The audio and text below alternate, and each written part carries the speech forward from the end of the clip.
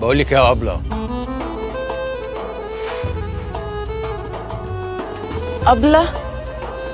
ليه نن عيني؟ كنت بدرس لك تدبير منزلي؟ الحاج رجب الجريتلي عاوزك.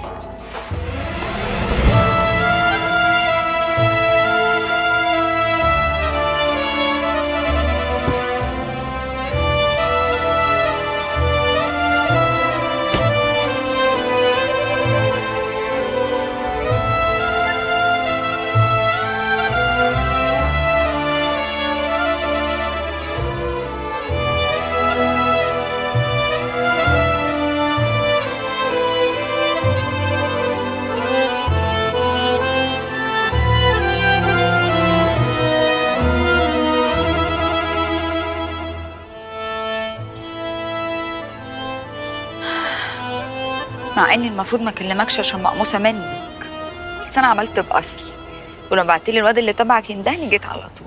والمفروض ما تتكلميش معايا ليه؟ عشان لما شفتني على المسرح عملت نفسك ما تعرفنيش، وقعدت تتفرج عليا زيك زي الغريب. سمعتكش يعني بتنده عليا تقول لي يا إيش إيش، ولا بترفع لي إيدك تشاور لي. عارف لو أنا بنت مش جدعة كنت اتناولت الميكروفون من الليسي وقدام الفرح ده كله قلت لك وحشتني. بس أنا خفت من حاجتين. اللي هم ايه الحاجتين؟ أول حاجة خفت على هيبتك ومنظرك قدام المعازيم والرقاصة بتنمر. والحاجة التانية؟ الحاجة التانية بقى إني خفت منك لإني عاملة لك حساب كبير قوي من ساعة ما شفت الدماغ اللي رزعتها للبطل بتاع قطع الغيار قدام باب السين.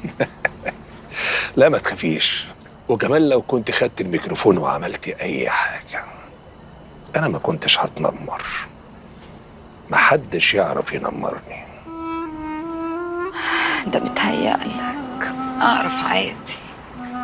هي بس الناس بتترقص فيها عشان وشي طيب، فبيفتكروني مدرسة موسيقى، ما يعرفوش إن الموسيقى دي أنا بهز عليه.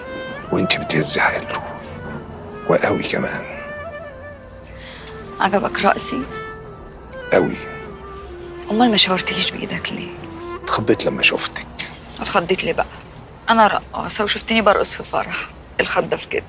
الخضة دي كانت تبقى بعد الشر، يعني لو أنت في صيدلية بتاخد حقنة وبتلف فجأة لقيتني أنا اللي بديها لك وبقول لك هلو أي أم دكتور إيش.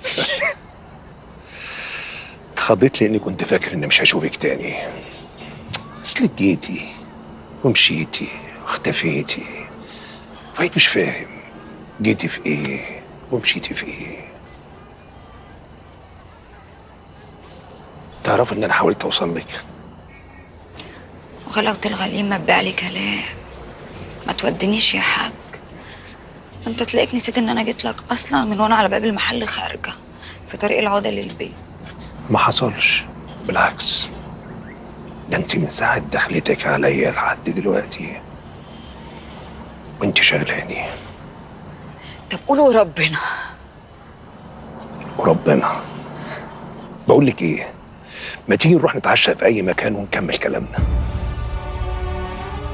لا، خليها اي يوم بالنهار، ما بحبش الليل، بحب الصبح اكتر. اشمعنى؟